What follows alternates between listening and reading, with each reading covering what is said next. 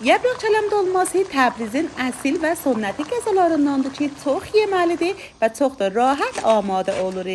Əvvəl mərhələdə çələmin və sətin pitanını kəsib, ayırıb, qeynəmiş suya duz, sarı kök və ağ sirkəni izafələdib, çələmi qoyacaq pişsin. Sonra yapraqları pişdikcə ayırıb qoyacaq kənarda, qalsın soğusun.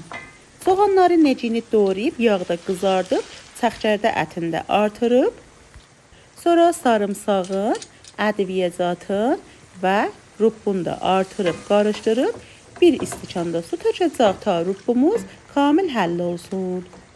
Sonra pişmiş ləpə, islanmış düyü və göyünü də artırıb, qarışdırıb qoyacaq kənarda soğusun.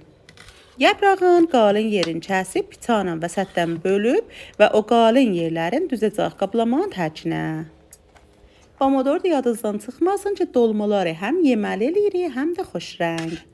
Sonra eləyə bilərsiniz 2 rəvişdə dolmalarınızı bükəsiniz. Həm be surəti rol, həm be surəti boğçayı.